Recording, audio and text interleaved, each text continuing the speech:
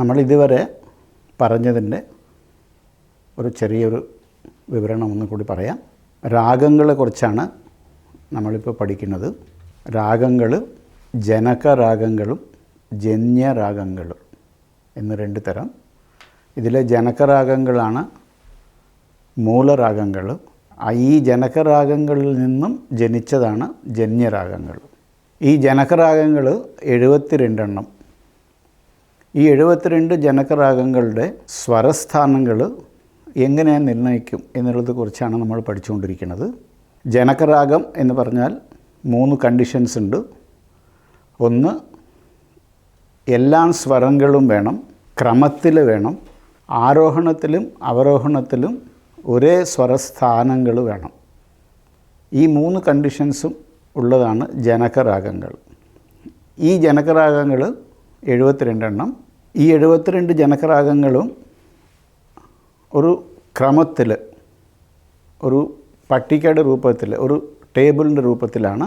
അതിന് മുമ്പായിട്ട് നമ്മൾ പഠിച്ചത് സപ്തസ്വരങ്ങളും 12 സ്വരസ്ഥാനങ്ങളും.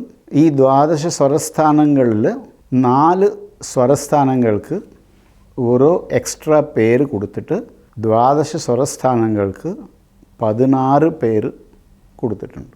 ഈ 16 പേര് നമ്മൾ ഷഡ്ജം പഞ്ചമം ഓരോന്നേ ഉള്ളൂ. അതിന് വേറെ സ്വരസ്ഥാനങ്ങളൊന്നുമില്ല. മധ്യമത്തിന് 2 സ്വരസ്ഥാനങ്ങൾ, ശുദ്ധമധ്യമം, പ്രതിമധ്യമം. ഋഷഭം ഗാന്ധാരം 3 പേരുകളാണ്. ധൈവതം നിഷാദം 3 പേരുകളാണ്. അങ്ങനെ 12 പേരുകൾ, പിന്നെ 2 മധ്യമ സ്വരസ്ഥാനങ്ങൾ, പിന്നെ ഷഡ്ജം പഞ്ചമം. അങ്ങനെ മൊത്തം 16 പേരാണ്. ഇതിൽ ഒരേ സ്വരസ്ഥാനത്തിന് 2 പേരുള്ള 4 സ്വരങ്ങൾ നമുക്ക് നോക്കാം. ആദ്യം ചതുർശ്രുതി ഋഷഭം. അതിന് ഒരു എക്സ്ട്രാ പേരുണ്ട്, ശുദ്ധ ഗാന്ധാരം. അതായത് ശുദ്ധ ഗാന്ധാരം എന്ന് പറഞ്ഞാലും ചതുശ്രുതി ഋഷഭം എന്ന് പറഞ്ഞാലും ഒരേ സ്വരസ്ഥാനമാണ്. പേര് മാത്രം 2 എണ്ണമുണ്ട്. അതുപോലെ സാധാരണ ഗാന്ധാരത്തിന് 2 പേരുണ്ട്. ഒന്ന് സാധാരണ ഗാന്ധാരം, ഒന്ന് ഷഡ്ശ്രുതി ഋഷഭം. അതുപോലെ ദൈവതത്തിന്, ചതുശ്രുതി ദൈവതത്തിന് ശുദ്ധ നിഷാദം എന്നുള്ളൊരു എക്സ്ട്രാ പേരും, കൈശികി നിഷാദത്തിന് ഷഡ്ശ്രുതി ദൈവതം എന്നുള്ളൊരു പേരും കൊടുത്തിട്ടുണ്ട്. അങ്ങനെ സ്വരസ്ഥാനം ഒന്ന് തന്നെയാണ്, പക്ഷേ പേര് മാത്രം 2 എണ്ണം ഉള്ളത് 4 സ്വരസ്ഥാനങ്ങളാണ്. ഈ 16 പേരുകളുടെ അടിസ്ഥാനത്തിലാണ് 72 മേളകർത്ത അല്ലെങ്കിൽ ജനകരാഗങ്ങളെ വിഭജിച്ചിരിക്കുന്നത്, ഒരു ടേബിൾ രൂപത്തിലാക്കി വച്ചിരിക്കുന്നത്. അതാണ് നമ്മൾ കഴിഞ്ഞ ക്ലാസ്സിൽ പഠിച്ചത്. ഇതിൽ ആദ്യത്തെ 36, അടുത്ത 36, ആദ്യത്തെ അതായത് 1 മുതൽ 36 വരെ ഉള്ള ജനകരാഗങ്ങളിലെ ശുദ്ധമധ്യമവും 37 മുതൽ 72 വരെയുള്ള ജനകരാഗങ്ങൾ പ്രതിമധ്യമവും. ഇതിനെ 6 രാഗം വെച്ചിട്ട് 12 ചക്രങ്ങളായിട്ടാണ് പിന്നീട് വിഭജിച്ചിരിക്കുന്നത്. ഒരു ചക്രത്തിൽ 6 രാഗം, അങ്ങനെ 12 ചക്രത്തിൽ 72 രാഗം. അതിൽ ആദ്യത്തെ 6 ചക്രം 36 രാഗം ശുദ്ധമധ്യമം. അടുത്ത 6 ചക്രം, അതായത് 7 മുതൽ 12 വരെയുള്ള ചക്രങ്ങളിൽ 36 രാഗങ്ങൾ പ്രതിമധ്യമ രാഗങ്ങളാണ്. ഇതിൽ നമ്മൾ ആദ്യത്തെ ചക്രവും 7ാമത്തെ ചക്രവും ഒരേപോലെയാണ്. എല്ലാ സ്വരസ്ഥാനങ്ങളും ഒരുപോലെ തന്നെയാണ്, എക്സെപ്റ്റ് മധ്യമം. അതായത് 1 മുതൽ 6 വരെയുള്ള ജനകരാഗങ്ങളിൽ ശുദ്ധമധ്യമവും 37 മുതൽ 42 വരെയുള്ള ജനകരാഗങ്ങളിൽ പ്രതിമധ്യമവും. ബാക്കി സ്വരസ്ഥാനങ്ങളെല്ലാം സെയിം ആണ്. അതാണ് നമ്മൾ കഴിഞ്ഞ ക്ലാസ്സിൽ നോക്കിയത്. ഈ വ്യത്യാസങ്ങൾ എങ്ങനെയാണ് ഒരു ക്രമത്തിൽ ഉൾപ്പെടുത്തിയിരിക്കുന്നത് നമുക്കിപ്പോൾ നോക്കാം. അതായത് ശുദ്ധമധ്യമം മാ 1, ഇതിലുള്ള 36 രാഗം 6 ചക്രമായിട്ടാണ് വെച്ചിരിക്കുന്നത്. അതായത് 1 മുതൽ 6 വരെ ഒരു ചക്രം, 7 മുതൽ 12 വരെ ഒരു ചക്രം, 13 മുതൽ 18 വരെ ഒരു ചക്രം, 19 മുതൽ 24 വരെ ഒരു ചക്രം, 25 മുതൽ 30 വരെ ഒരു ചക്രം, 31 മുതൽ 36 വരെ ഒരു ചക്രം. അങ്ങനെ ശുദ്ധമധ്യമ രാഗങ്ങൾ 6 ചക്രവും പ്രതിമധ്യമ രാഗങ്ങൾ 6 ചക്രവും. ഈ ശുദ്ധമധ്യമ രാഗത്തിൻ്റെ 36 കൂട്ടിയാൽ അതിൻ്റെ നേരെ വരുന്ന 37ാമത്തെ രാഗം. ഇത് 7ാമത്തെ ചക്രം. അതായത് 1, 2, 3, 4, 5, 6 ചക്രം കഴിഞ്ഞിട്ട് 7, 8, 9, 10, 11, 12. അപ്പോൾ 1ാമത്തെ ചക്രത്തിലുള്ള 6 രാഗം അതിൻ്റെ നേരെ 37 മുതൽ 42 വരെ. 7 നേരെ 43 വന്നാൽ 12 നേരെ 48, 13 49, 54, 19 55, 24 നേരെ 60, 25 നേരെ 61, 30 നേരെ 66, 31 നേരെ 67, 36 നേരെ 72. ഇതാണ് നമ്മൾ ആദ്യം പഠിച്ച ഫസ്റ്റ് ഡിവിഷൻ. ആദ്യത്തെ ചക്രമാണ് നമ്മൾ നേരത്തെ കഴിഞ്ഞ ക്ലാസ്സിൽ പഠിച്ചത്. 1ാമത്തെ ചക്രത്തിൽ 6 രാഗം സ്വരസ്ഥാനങ്ങളും അതേ സ്വരസ്ഥാനങ്ങൾ ഇപ്പുറത്തുള്ള 6 രാഗം മധ്യമം മാത്രം വ്യത്യാസം. അതിൽ ആദ്യത്തെ ചക്രത്തിൽ ഷഡ്ജം രീ 1, ഗാ 1, മാ 1, പാ, ധാ 1, നീ 1. ഇതിൻ്റെ നേരെയുള്ള 37ാമത്തെ രാഗം ഷഡ്ജം, ശുദ്ധ ഋഷഭം, ശുദ്ധ ഗാന്ധാരം, പ്രതിമധ്യമം, പഞ്ചമം, ശുദ്ധ ദൈവതം, ശുദ്ധ നിഷാദം. ഈ നീല സ്വരസ്ഥാനങ്ങളും ദായും നീയും കോമ്പിനേഷൻസാണ് 6 രാഗങ്ങളിലുള്ളത്. അതായത് വേറൊരു രീതിയിൽ പറയുകയാണെങ്കിൽ ദൈവതത്തിൻ്റെയും നിഷാദത്തിൻ്റെയും സ്വരസ്ഥാനങ്ങൾ ഒരു ചക്രത്തിൻ്റെ ഉള്ളിൽ ആദ്യത്തെ രാഗത്തിൽ, അതായത് ഏത് ചക്രമായാലും ആദ്യത്തെ രാഗം ശുദ്ധ ദൈവതം, ശുദ്ധ നിഷാദം ആയിരിക്കും. ഏത് ചക്രമായാലും അതിൽ 2ാമത്തെ രാഗത്തിൽ ബാക്കി എല്ലാ സ്വരസ്ഥാനങ്ങളും സെയിമാണ്. ഇത് മാത്രം നിഷാദത്തിൻ്റെ പൊസിഷനും ദൈവത്തിൻ്റെ പൊസിഷനും ഈ കോമ്പിനേഷൻസാണ്. അപ്പോൾ ഞാൻ ചുരുക്കി ഒന്നുകൂടി കുറച്ചുകൂടി എളുപ്പത്തിൽ മനസ്സിലാകാൻ വേണ്ടിയിട്ട് പറയാം. ദൈവത്വത്തിൻ്റെയും നിഷാദത്തിൻ്റെയും കോമ്പിനേഷൻസ് ഒരു ചക്രത്തിൻ്റെ ഉള്ളിൽ ഉള്ള 6 രാഗങ്ങളാണ്. അതായത് ഏത് ചക്രം എടുത്താലും അതിൽ ആദ്യത്തെ രാഗം ശുദ്ധ ദൈവതം, ശുദ്ധ നിഷാദം. 2ാമത്തെ രാഗം ശുദ്ധ ദൈവതം, കൈശിക്കി നിഷാദം. 3ാമത്തെ രാഗം ശുദ്ധ ദൈവതം, കാകലി നിഷാദം. 4ാമത്തെ രാഗം ചതുശ്രുതി ദൈവതം, കൈശിക്കി നിഷാദം. 5ാമത്തെ രാഗം ചതുശ്രുതി ദൈവതം, കാകലി നിഷാദം. 6ാമത്തെ രാഗം ഷട്ശ്രുതി ദൈവതം, കാകലി നിഷാദം. ഏത് ചക്രം എടുത്താലും ഒരു ചക്രത്തിൽ 6 രാഗമാണ്, 12 ചക്രമാണ്. ഈ ഒരു ചക്രത്തിലുള്ള 6 രാഗങ്ങളിൽ ദൈവതം, നിഷാദം പൊസിഷൻസ് മാത്രമാണ് വ്യത്യാസം. ബാക്കി എല്ലാ സ്വരസ്ഥാനങ്ങളും സെയിം ആയിരിക്കും. ആദ്യത്തെ 36 ശുദ്ധമധ്യമവും അടുത്ത 36 പ്രതിമധ്യമവും. ബാക്കി സ്വരസ്ഥാനങ്ങളെല്ലാം സെയിം ആയിരിക്കും. ഇത് ഒരു ചക്രത്തിൻ്റെ ഉള്ളിലുള്ള രാഗങ്ങളാണ്. ഋഷഭം ഗാന്ധാരം ഒരു ചക്രമായിട്ട് മാറും. അതായത് ആദ്യത്തെ ചക്രത്തിലും അതിൻ്റെ ഇപ്പുറത്തുള്ള പ്രതിമധ്യമ ചക്രം, ഈ 2 ചക്രങ്ങളിലും, അതായത് ഒന്നാമത്തെ ചക്രവും 7ാമത്തെ ചക്രവും ഋഷഭം ഗാന്ധാരം പൊസിഷൻസ്.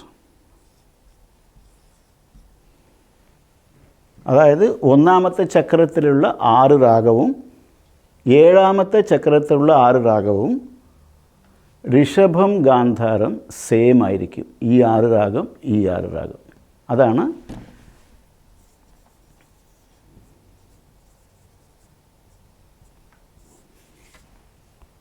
അതുപോലെ 2ാമത്തെ ചക്രവും 8ാമത്തെ ചക്രവും, 2ാമത്തെ ചക്രവും 8ാമത്തെ ചക്രവും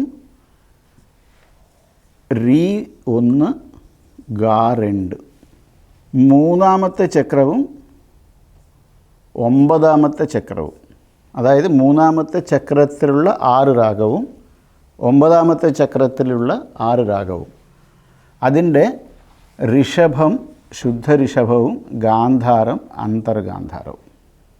അതുപോലെ 4ാമത്തെ ചക്രവും 10ാമത്തെ ചക്രവും ഋഷഭം 2 ആണ്. അതായത് ചതുശ്രുതി ഋഷഭം സാധാരണ ഗാന്ധാരം, 2ാമത്തെ ഗാന്ധാരം. ഇവിടെ നമുക്ക് നേരത്തെ ഉള്ളതുപോലെ ഒരു സംശയം തോന്നാം, റീ 2ഉം ഗാ 1ഉം എന്തുകൊണ്ടായിക്കൂടാ? അതിൻ്റെ കാരണം 2ഉം സ്വരസ്ഥാനം ഒന്ന് തന്നെയാണ്.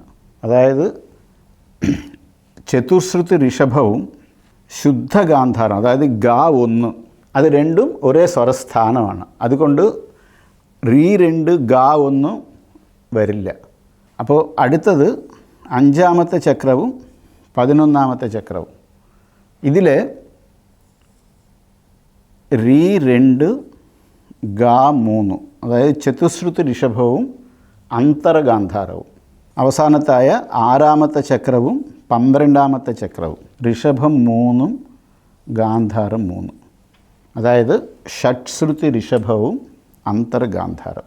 ഇങ്ങനെയാണ് 72 രാഗങ്ങളെ മധ്യമത്തിൻ്റെ സ്ഥാനത്തിൻ്റെ അടിസ്ഥാനത്തിൽ 2ആയിട്ട് പിരിച്ചു. ദൈവതം, നിഷാദം, ഈ കോമ്പിനേഷൻ്റെ 6 കോമ്പിനേഷൻ, ഈ 6 കോമ്പിനേഷൻ ഒരേ ചക്രത്തിൽ ഉള്ള 6 രാഗങ്ങളിൽ ദൈവത നിഷാദങ്ങൾ ഇങ്ങനെ ആയിരിക്കും. ചക്രത്തിൻ്റെ അടിസ്ഥാനം, ഒരേ ചക്രത്തിലുള്ള ഋഷഭ ഗാന്ധാരങ്ങളുടെ സ്ഥാനങ്ങൾ ഈ ക്രമത്തിലായിരിക്കും. ഒരു എക്സാമ്പിൾ പറയാം, അപ്പോൾ കൂടുതൽ മനസ്സിലാവും. 72 ജനകരാഗങ്ങൾ അല്ലെങ്കിൽ മേളകർത്ത രാഗങ്ങൾ അല്ലെങ്കിൽ സമ്പൂർണ്ണ രാഗങ്ങൾ. 72 ജനകരാഗങ്ങളിൽ ഏതെങ്കിലും ഒരു നമ്പർ പറയുക. ഇപ്പോൾ നമ്മൾ പറയാം 15, 15ാമത്തെ ജനകരാഗം. അതിൻ്റെ സ്വരസ്ഥാനങ്ങൾ എങ്ങനെ അറിയാൻ പറ്റും? നമുക്കിപ്പോൾ 15 എന്നുള്ളത് 36 കുറവാണ്. ഇപ്പോൾ നമ്മൾ ആദ്യത്തെ വിഭജനം മധ്യമത്തിൻ്റെ സ്വരസ്ഥാനത്തിൻ്റെ അടിസ്ഥാനത്തിലാണ്. അപ്പോൾ നമ്മൾ 15ാമത്തെ രാഗത്തിൻ്റെ സ്വരസ്ഥാനങ്ങൾ എങ്ങനെ കണ്ടുപിടിക്കും? ആദ്യം സ കോമൺ ആണ്, എല്ലാത്തിലും ഉണ്ട്. റീ ഗ അറിയില്ല, മാ അറിയില്ല, പ കോമൺ ആണ്, ധ നി. 15ാമത്തെ രാഗത്തിൻ്റെ സ്വരസ്ഥാനങ്ങൾ എങ്ങനെ കണ്ടുപിടിക്കുക? അപ്പോൾ സായും പായും എല്ലാത്തിലും ഉള്ളത് കൊണ്ട് നമുക്ക് ആദ്യം എഴുതാം. ആദ്യം മധ്യമത്തിൻ്റെ പൊസിഷൻ ഫിക്സ് ചെയ്യുക. മധ്യമം എങ്ങനെ അറിയാൻ പറ്റും? 36 മുതൽ 1 മുതൽ 36 വരെയുള്ള രാഗങ്ങളുടെ ശുദ്ധമധ്യമാണ്. ഇപ്പോൾ തന്നിരിക്കുന്ന നമ്പർ 15ാമത്തെ രാഗം, അപ്പോൾ ശുദ്ധമധ്യമമായിരിക്കും. മാ 1 ഇത് കഴിഞ്ഞിട്ട് ഋഷഭം ഗാന്ധാരം പൊസിഷൻസ് വെക്കണം. ഋഷഭം ഗാന്ധാരം പൊസിഷൻസ് സ്വരസ്ഥാനങ്ങൾ ചക്രത്തിൻ്റെ അടിസ്ഥാനത്തിലാണ്. 1ാമത്തെ ചക്രവും 7ാമത്തെ ചക്രവും ഇതാണ് റീ ഗ, 2ഉം 8ഉം ഇങ്ങനെയാണ്. അപ്പോൾ ഈ തന്നിരിക്കുന്ന നമ്പർ ഏത് ചക്രത്തിലായിരിക്കും? ഒരു ചക്രത്തിൽ 6 രാഗമാണ്. അപ്പോൾ 15 എന്നുള്ളത് ഏത് എത്രാമത്തെ ചക്രത്തിലായിരിക്കും?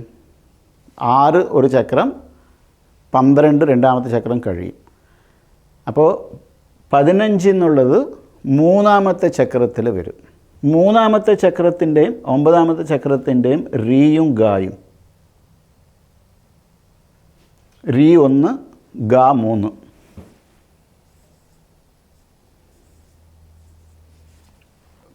അതായത് 3-ാമത്തെ ചക്രത്തിൽ ഈ 15 എന്നുള്ളത് എത്രാമത്തെ രാഗം? കാരണം എത്രാമത്തെ രാഗം എന്ന് പറഞ്ഞാൽ നമുക്ക് ദൈവത്വം നിഷാദം പൊസിഷൻസ് നിർണ്ണയിക്കാൻ പറ്റും. 15 എന്നുള്ളത് 3-ാമത്തെ ചക്രമെന്ന് നമ്മൾ കണ്ടു. അപ്പോൾ 3-ാമത്തെ ചക്രം തുടങ്ങുന്നത് നമ്പർ 13 12 വരെ 2 ചക്രം കഴിഞ്ഞു. 13, 14, 15.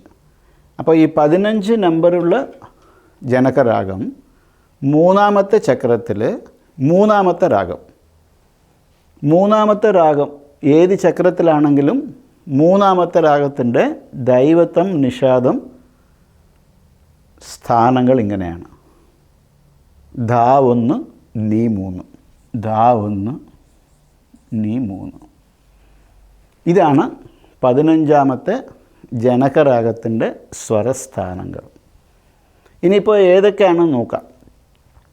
ഷഡ്ജം നമ്മൾക്ക് ഈ നേരത്തെ എഴുതിയ സ്വരസ്ഥാനങ്ങൾ എഴുതുക. 2, 3, 4, 5.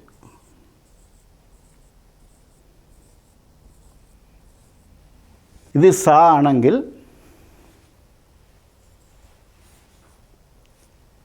ആദ്യത്തെ ഋഷഭം തൊട്ടടുത്ത സ്വരമാണ്. ഇതാണ് റീ 1. G3 എന്ന് വെച്ചാൽ അന്തരഗാന്ധാരം. ഗാന്ധാരം 3-ാമത്തെ ഗാന്ധാരം എന്ന് വെച്ചാൽ 12 സ്വരസ്ഥാനങ്ങളിൽ 2-ാമത്തെ സ്വരസ്ഥാനം, 2-ാമത്തെ ഗാന്ധാരത്തിൻ്റെ സ്വരസ്ഥാനം. ഇത് റീ 1 ആണ്, ഇത് റീ 2 ആണ്, ഇത് G1 ആണ്, ഇത് ഗാന്ധാരം 2 ആണ്. ഇതാണ് ഈ ഗാന്ധാരമാണ് 16 പേരുകളിൽ അന്തർഗാന്ധാരം ഗാ 3 എന്ന് വരുന്നത്. അപ്പോൾ ഇതാണ് ഫിക്സ് ചെയ്യേണ്ടത്. ഇത് ഗാ 3. ഇവിടെ കൺഫ്യൂഷൻ വേണ്ട, പേര് മാത്രം വ്യത്യാസമുള്ളൂ, സ്വരസ്ഥാനം വ്യത്യാസമില്ല.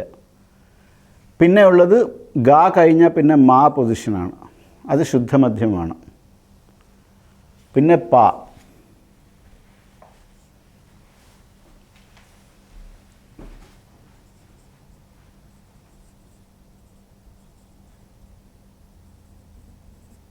ഈ സ്വരസ്ഥാനങ്ങളാണ് ഇപ്പോൾ നോക്കുക. അപ്പോൾ സ ശുദ്ധഋഷഭം, അന്തർഗാന്ധാരം, ശുദ്ധമധ്യമം, പഞ്ചമം, ശുദ്ധദൈവതം.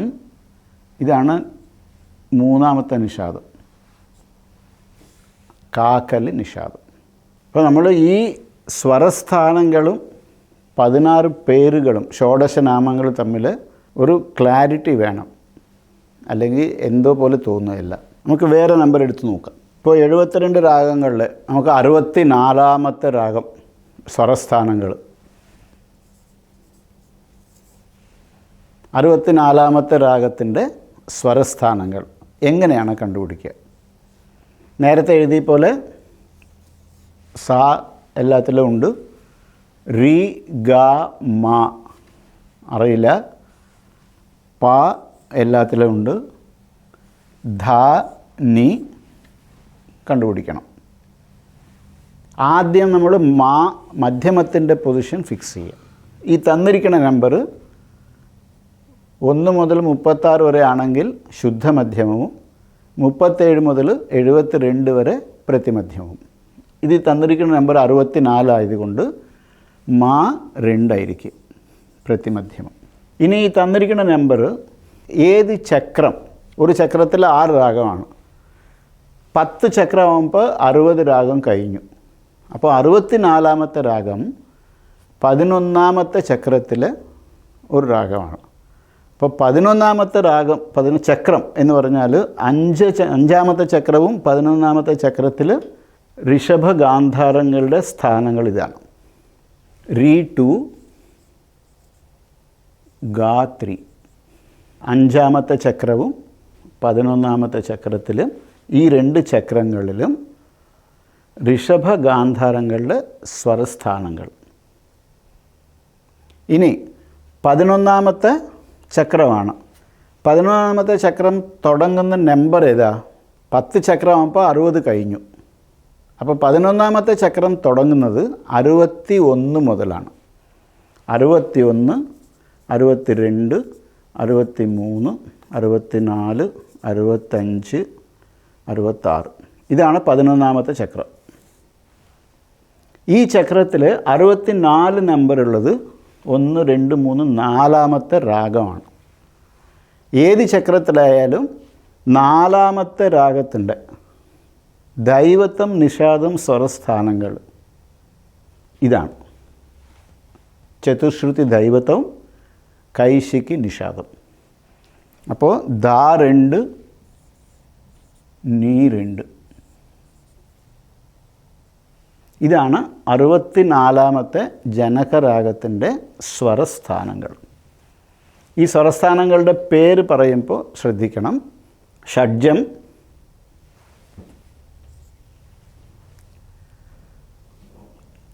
റീ 2 അപ്പോൾ ചതുശ്രുതി ഋഷഭം. ഗാ 3ാമത്തെയാണ്, അന്തർഗാന്ധാരം. പ്രതിമധ്യമം, പഞ്ചമം, ചതുശ്രുതി ദൈവതം, 2ാമത്തെ ദൈവതം. 2ാമത്തെ നിഷാദം, കൈശിക്ക് നിഷാദം. ഇവിടെ എഴുതിയിരിക്കുന്ന നമ്പരെല്ലാം റീ, ഗ, ധ, നി. ഈ 4 എണ്ണവും 16 പേരുകളിലുള്ള പേരുകളാണ്. സാ, മാ, ഈ മാ മാത്രം 12 സ്വരസ്ഥാനങ്ങളിലുള്ളതാണ്. അത് മാത്രം നമ്മൾ എപ്പോഴും ശ്രദ്ധിക്കുക. അപ്പോൾ 12 സ്വരസ്ഥാനങ്ങളുടെ പേരും 16 പേരുകളും ക്ലിയറായിട്ട് പഠിക്കുക. ഒരു കൺഫ്യൂഷനില്ല. പിന്നെ ഇതൊക്കെ എളുപ്പമാണ്. നമുക്ക് ഇങ്ങനെ എഴുതിയിട്ട് അതിൻ്റെ സ്വരസ്ഥാനങ്ങളുടെ പേര് പറയുക. പിന്നെ നമുക്ക് സ്വരസ്ഥാനങ്ങളുള്ളത് കൊണ്ട് 12 സ്വരസ്ഥാനങ്ങൾ ഇവിടെ എഴുതി ഏത് പൊസിഷനിലാണ് ഗാന്ധാരം, ഏത് പൊസിഷനിലാണ് ഋഷഭം അല്ലെങ്കിൽ നിഷാദം എന്നുള്ളത് കണ്ടുപിടിക്കാം. ഒരു എക്സാമ്പിളും കൂടി പറയാം. ഇപ്പോൾ നമുക്ക് ഏതെങ്കിലും വേറെ നമ്മൾ ഇപ്പോൾ 54ാമത്തെ രാഗം അല്ലെങ്കിൽ 52ാമത്തെ രാഗം, 52ാമത്തെ ജനകരാഗം, അതിൻ്റെ സ്വരസ്ഥാനങ്ങൾ എങ്ങനെ കണ്ടുപിടിക്കും? ആദ്യം സ, രി, ഗ, മ, പ, ധ, നി. ഈ തന്നിരിക്കുന്ന നമ്പർ 36-നെക്കാളും കുറവാണോ കൂടുതലാണോ നോക്കുക. ഇത് 36-നെക്കാളും കൂടുതലാണ്. ഉടനെ നമുക്ക് മനസ്സിലാവും പ്രതിമധ്യമം, 2ാമത്തെ മധ്യമമാണ്. അപ്പോൾ ആദ്യം മധ്യമത്തിൻ്റെ പൊസിഷൻ ഫിക്സ് ചെയ്യാം. ഈ തന്നിരിക്കുന്ന നമ്പർ ഏത് ചക്രത്തിലാണ് പെടുക? ഒരു ചക്രത്തിൽ 6 രാഗം. അപ്പോൾ 52ാമത്തെ രാഗം എന്ന് പറയുമ്പോൾ എത്രാമത്തെ ചക്രത്തിൽ പെടും?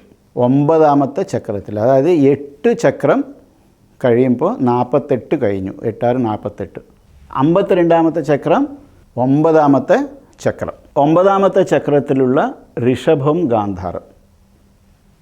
അതായത് 3ാമത്തെ ചക്രത്തിലും 9ാമത്തെ ചക്രത്തിലും ഋഷഭം ഗാന്ധാരം, ശുദ്ധ ഋഷഭം, അന്തർഗാന്ധാരം. അതെഴുതുക. ഇനി നമുക്ക് ദൈവത്വം, നിഷാദം കണ്ടുപിടിക്കണം. ഒരു ചക്രത്തിൽ 1ാമത്തെ രാഗം, 2ാമത്തെ രാഗം, ഇങ്ങനെയാണ് ദൈവത്വം, നിഷാദങ്ങളുടെ സ്വരസ്ഥാനങ്ങൾ. ഈ 52ാമത്തെ നമുക്ക് ഇപ്പോൾ നമ്മൾ പറഞ്ഞിട്ടുണ്ട് 9ാമത്തെ ചക്രത്തിലാണ്. 9ാമത്തെ ചക്രം തുടങ്ങുന്ന നമ്പർ 49 49, 50, 51, 52. 4ാമത്തെ രാഗം, 9ാമത്തെ ചക്രത്തിൽ 4ാമത്തെ രാഗം. ഏത് ചക്രത്തിലും 4ാമത്തെ രാഗമാകുമ്പോൾ ദൈവത്വം, നിഷാദം, സ്വരസ്ഥാനങ്ങൾ ഇതായിരിക്കും. അതായത് ചതുശ്രുതി ദൈവത്വം, കൈശിക്ക് നിഷാദം. ഇതാണ് 52ാമത്തെ ജനകരാഗത്തിൻ്റെ സ്വരസ്ഥാനങ്ങൾ. ഇങ്ങനെയാണ് 72 മേളകർത്ത രാഗങ്ങളുടെ സ്വരസ്ഥാനങ്ങൾ നിർണ്ണയിക്കപ്പെട്ടത്. ഇത് ഒന്നുകൂടി വിശദമായിട്ട് ഒന്നുകൂടി റിവൈസ് ചെയ്യാം. സപ്തസ്വരങ്ങൾ, 12 സ്വരസ്ഥാനങ്ങൾ, 16 നാമങ്ങൾ, 72 മേളകർത്ത രാഗങ്ങൾ അല്ലെങ്കിൽ ജനകരാഗങ്ങൾ. ജനകരാഗങ്ങളുടെ കണ്ടീഷൻ എല്ലാം സ്വരങ്ങളും വേണം, സരിഗമ പദനി എന്നുള്ള ക്രമത്തിൽ തന്നെ വേണം, ആരോഹണത്തിലും അവരോഹണത്തിലും ഒരേ സ്വരസ്ഥാനമായിരിക്കണം. ഈ 3 കണ്ടീഷൻസും സാറ്റിസ്ഫൈ ചെയ്യുന്ന രാഗങ്ങളാണ് ജനകരാഗങ്ങൾ. ഈ ജനകരാഗങ്ങൾ 72 എണ്ണം. ഇതിൽ ആദ്യത്തെ 36 ശുദ്ധമധ്യമവും അടുത്ത 36 പ്രതിമധ്യമവും. അതായത് 1 മുതൽ 36 വരെയുള്ള ജനകരാഗങ്ങൾ ശുദ്ധമധ്യമമായിരിക്കും. 37 മുതൽ 72 വരെയുള്ള ജനകരാഗങ്ങൾ പ്രതിമധ്യമമായിരിക്കും. ഇനി ഒരു ചക്രത്തിൽ 6 രാഗം വെച്ചിട്ടാണ് 12 ചക്രം ആയിട്ടാണ് 72 രാഗങ്ങളെ പിരിച്ചു വെച്ചത്. ഋഷഭത്തിൻ്റെയും ഗാന്ധാരത്തിൻ്റെയും കോമ്പിനേഷൻസ് ഓരോ ചക്രം അനുസരിച്ച് മാറും. അതായത് 1-ാമത്തെ ചക്രവും 7-ാമത്തെ ചക്രവും ഋഷഭം ഗാന്ധാരം ഇതായിരിക്കും. ശുദ്ധ ഋഷഭം, ശുദ്ധ ഗാന്ധാരം. 2-ാമത്തതും 8-ാമത്തതും ചക്രം, ഈ 2 ചക്രങ്ങളിലും ഋഷഭം ഗാന്ധാരം ഇതായിരിക്കും. ഓരോ ചക്രത്തിനനുസരിച്ചിട്ടാണ് ഋഷഭ ഗാന്ധാരത്തിൻ്റെ സ്വരസ്ഥാനങ്ങൾ നിർണ്ണയിച്ചത്. ഒരു ചക്രത്തിൽ ഉള്ള 6 രാഗങ്ങളിലെ ദൈവത നിഷാദത്തിൻ്റെ സ്വരസ്ഥാനങ്ങൾ ഇങ്ങനെയാണ് ഉണ്ടാവുക. ഏത് ചക്രമായാലും ആദ്യത്തെ രാഗം ശുദ്ധ ദൈവതം ശുദ്ധ നിഷാദം, ഏത് ചക്രമായാലും 2-ാമത്തെ രാഗം ശുദ്ധ ദൈവതം കൈശിക് നിഷാദം, 3-ാമത്തെ രാഗം ശുദ്ധ ദൈവതം കാക്കൽ നിഷാദം, 4-ാമത്തെ രാഗം ചതുശ്രുതി ദൈവതം കൈശിക് നിഷാദം, 5-ാമത്തെ രാഗം ചതുശ്രുതി ദൈവതം കാക്കലി നിഷാദം, 6-ാമത്തെ രാഗം ഷട്ശ്രുതി ദൈവതം കാക്കലി നിഷാദം. ഒരു ചക്രത്തിൽ ഉള്ള 6 രാഗങ്ങളിലുള്ള ദൈവത നിഷാദങ്ങളുടെ സ്വരസ്ഥാനങ്ങൾ. 1-ാമത്തെയും 7-ാമത്തെ ചക്രത്തിലുള്ള ഋഷഭ ഗാന്ധാരങ്ങളുടെ പൊസിഷൻസ്. അതായത് 1-ാമത്തെ ചക്രവും 7-ാമത്തെ ചക്രവും ഈ 2 ആയിരിക്കും ഋഷഭഗാന്ധാരം. ശുദ്ധ ഋഷഭം, ശുദ്ധ ഗാന്ധാരം. 2-ാമത്തേതും 8-ാമത്തെയും ചക്രങ്ങളിൽ ശുദ്ധ ഋഷഭം, സാധാരണ ഗാന്ധാരം. 3-ാമത്തേതും 9-ാമത്തേതും ചക്രങ്ങളിലുള്ള രാഗങ്ങളിൽ ശുദ്ധ ഋഷഭം, അന്തർഗാന്ധാരം.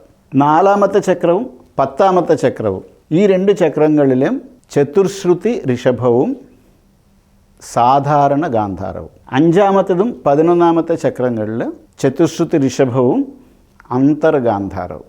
6-ാമത്തേതും 12-ാമത്തെയും ചക്രങ്ങളിൽ ഷട്ശ്രുതി ഋഷഭവും അന്തർഗാന്ധാരവും. ഈ പട്ടിക എങ്ങനെയാണ് ഉണ്ടാക്കിയത് നമുക്ക് ഇത്രയും മനസ്സിലാക്കിയാൽ 72 മേളകർത്ത രാഗങ്ങളുടെ സ്വരസ്ഥാനങ്ങൾ നമുക്ക് കൃത്യമായിട്ട് കണ്ടുപിടിക്കാൻ പറ്റും. അപ്പോൾ ഇതാണ് ജനകരാഗങ്ങളുടെ വിഭജനം. ഇതിത്രയും വളരെ ശാസ്ത്രീയമായിട്ടും മാത്തമെറ്റിക്കലായിട്ടും ചെയ്ത ആളാണ് വെങ്കടമഖി അല്ലെങ്കിൽ വെങ്കടേശ്വര ദീക്ഷിതർ എന്ന് പറയുന്ന ഒരു വാഗ്ഗേയക്കാരനാണ്. 17-ാം നൂറ്റാണ്ടിൽ ഏകദേശം 1630 മുതലുള്ള കാലഘട്ടത്തിലാണ് അദ്ദേഹം ജീവിച്ചിരുന്നത്. അദ്ദേഹം എഴുതിയ ചതുർദണ്ഡി പ്രകാശിക എന്നുള്ള പുസ്തകത്തിലാണ് ഈ ജനകരാഗങ്ങൾ അല്ലെങ്കിൽ മേളകർത്ത രാഗങ്ങളുടെ വിഭജനം ഇത്രയും ശാസ്ത്രീയമായിട്ടും ചെയ്തു വച്ചിരിക്കുന്നത്. നമ്മളിപ്പോഴും കർണാടക സംഗീത പദ്ധതിയിൽ ഈ പദ്ധതിയാണ് നമ്മൾ ഫോളോ ചെയ്യുന്നത്. അപ്പോൾ ഇത്രയും കാര്യങ്ങൾ മനസ്സിലാക്കുക. ബാക്കി നമുക്ക് അടുത്ത ക്ലാസ്സിലെടുക്കാം.